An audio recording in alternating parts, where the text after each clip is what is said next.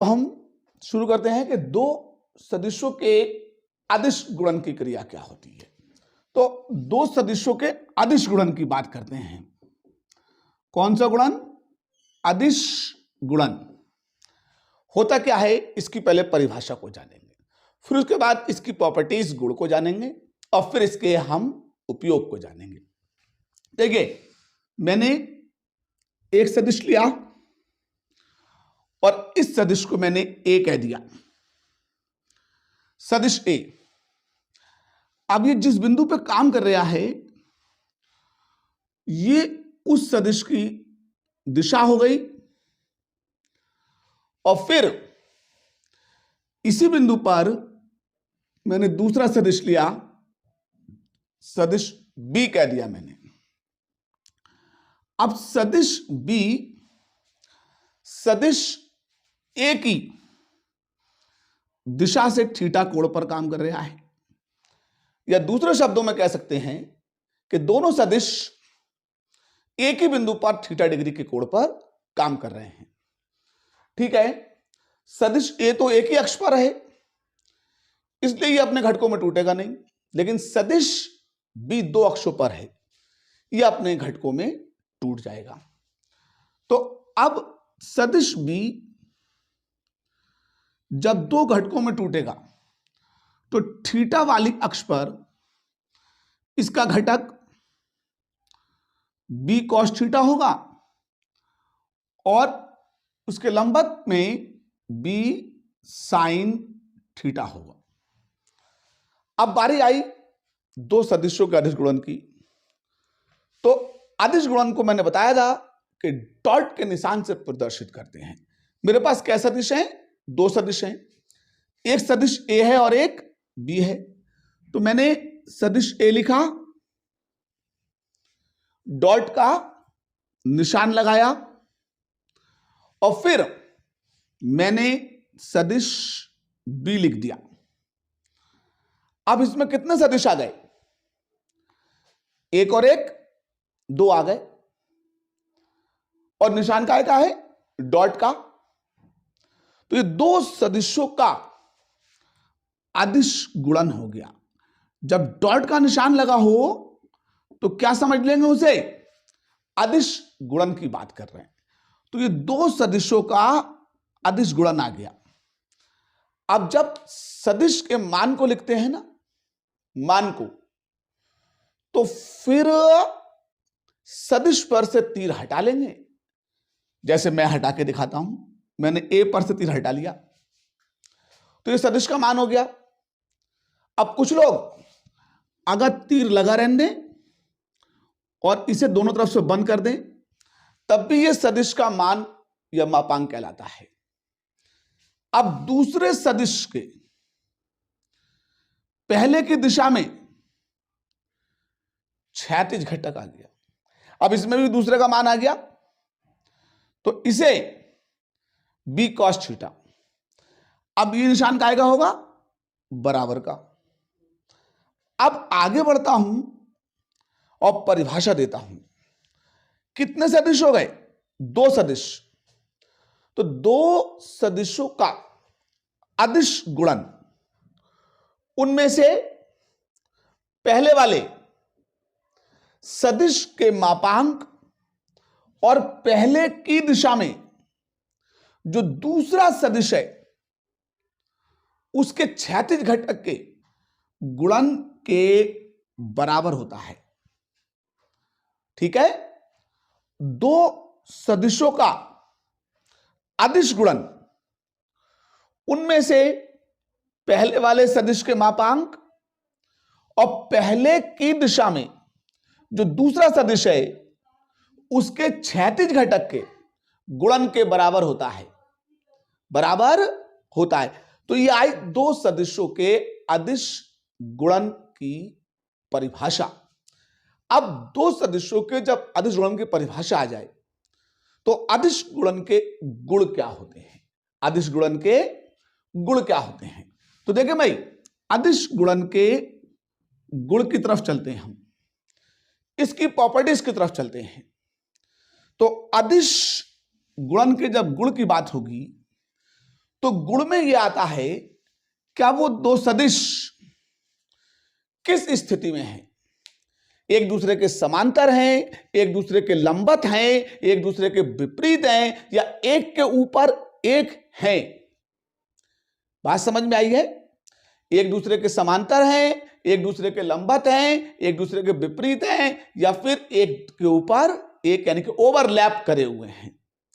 तो इस तरीके की जो स्थिति आती हैं वो सदिशों के अदिश गुणन की गुण कहलाएंगी, प्रॉपर्टीज कहलाएंगी। चलिए अब मैं इसके गुण नंबर 1 की तरफ चलता हूं।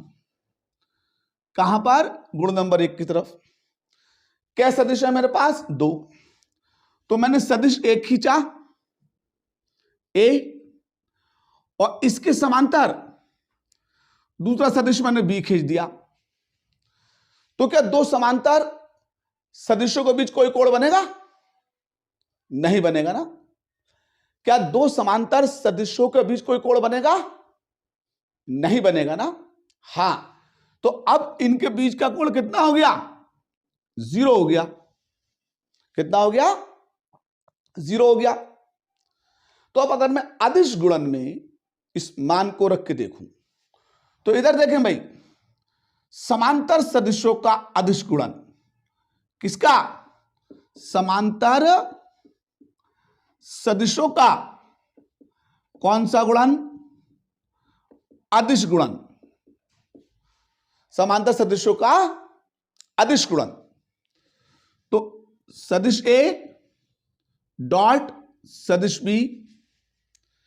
अब A का मापांक A हो गया, B का मापांक B हो गया, और यहां पे क्या है? cos थीटा, और थीटा का मान कितना है? 0।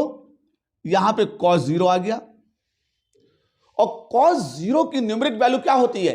1।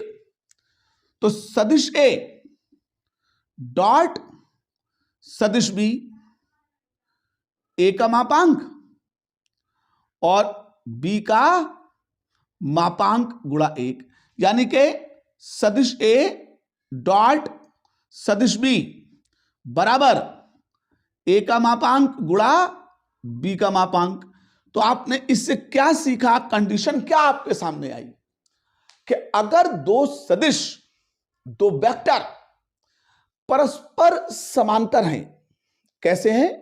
परस्पर समांतर हैं, तो उन ससुरों का अदिश गुणन हमेशा उनके मापांकों के गुणन के बराबर होगा। किसके? मापांकों के गुणन के बराबर होगा। कब? बशर्ते वो दोनों सदिश परस्पर आपस में कैसे होने चाहिए? समांतर होने चाहिए। तो फिर उन सदिशों का अदिश गुणन उनके मापांकों के गुणन के बराबर होगा। ये तो रही इनके पहली प्रॉपर्टीज। दूसरी में, क्या ये सदिश परस्पर लंबत हुए तो क्या होगा? परस्पर लंबत हुए तो क्या होगा? इधर देखेंगे। ठीक है, कि मैंने दूसरी प्रॉपर्टी ली, एक सदिश लिखा, सदिश A हो गया, ये इसकी दिशा हो गई, और दूसरा सदिश मैंने ये खींचा, ये सदिश B हो गया। अब जब दोनों सदिश परस्पर कैसे हो गए? लंबत हो गए, तो यहां थीटा कितना आया बेटा? 90 डिग्री का आया है। थीटा कितने का आया है? 90 डिग्री का आया है। अब जब ये 90 डिग्री का आया है, तो फिर इन दोनों लंबत सदिशों का अदिश गुणन क्या होना चाहिए? तो हमने क्या देखा कि जब हम इसकी तरफ बढ़े, अदिश गुणन की परिभाषा की तरफ, तो सदिश A डॉट सदिश B, A का मापांक और B का मापांक, और cos कितना? 90 डिग्री।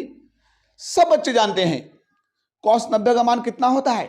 0 होता है, 0।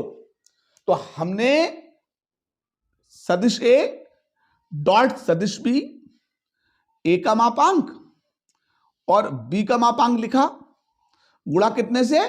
0 से। अब 0 क्या कहता है? जो जो 0 से टकराएगा वो चूर चूर हो जाएगा। जो जो 0 से टकराएगा वो चूर चूर हो जाएगा।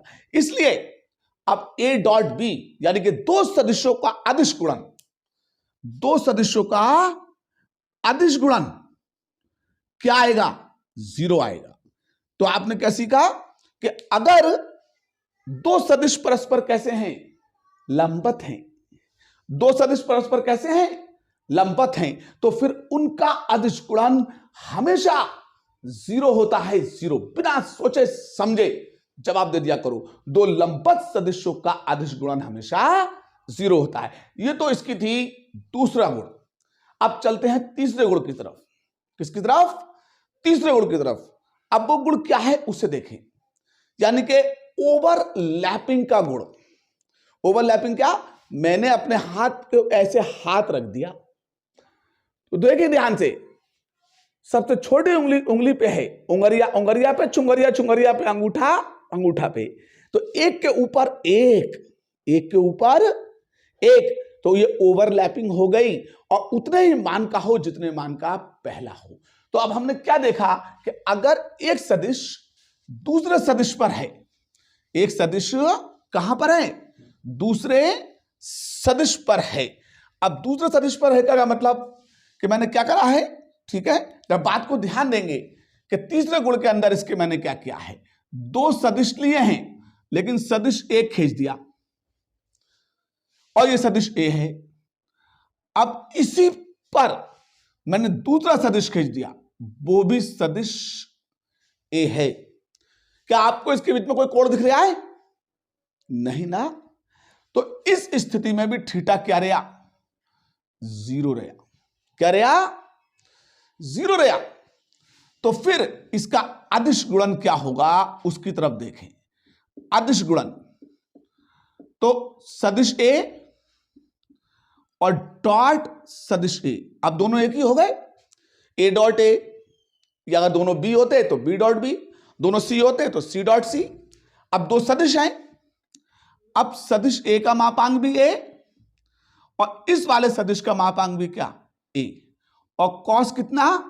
0 डिग्री। अब कॉस 0 कितना होता है? 1 होता है। और जब मापांक आपस में आए तो उस मापांक का क्या हो गया? स्क्वायर हो गया, मापांक का वर्ग हो गया। और ये क्या हो गया? ए डॉट ए हो गया। तो आपने इसकी तीसरी प्रॉपर्टी, तीसरा गुण क्या सीखा है? अगर एक सदिश का उसी सदिश के साथ आप अदिश गुणन कराइए तो फिर अदिश गुणन जो होगा वो उस सदिश के मापांक के वर्ग के बराबर होगा। एक सदिश का उसी सदिश के साथ अदिश गुणन कराइए तो फिर क्या होगा? वो उसके मापांक के वर्ग के बराबर होगा। तो ये हो गया, ठीक है, तीसरा गुण।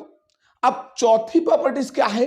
ठीक है, तो अगर मैंने दो सदिश लिए हैं, कितने सदिश लिए हैं? दो सदिश लिए हैं, और उन दो सदिशों को चौथी स्थिति के अंदर कि ए डॉट बी है, तो क्या अगर मैं इसे बी डॉट ए करूं तो क्या कोई फर्क पड़ेगा? नहीं पड़ेगा, क्योंकि इसमें दिशा तो है ही नहीं। फर्क तो तब पड़ता है जब उसमें कोई दिशा हो, और अदिश गुणन में तो कोई दिशा का जिक्र निशान ही नहीं है। तो इसलिए दो सदिशों के अदिश गुणन की जब क्रिया कर रहे हो और उनका क्रम आगे पीछे भी हो जाए, यानी कि ए की जगह पे बी आ जाए और बी की जगह पर ए आ जाए, तो दो सदिशों के अदिश गुणन की क्रिया में गुणन का क्रम विनिमय नियम लगता है।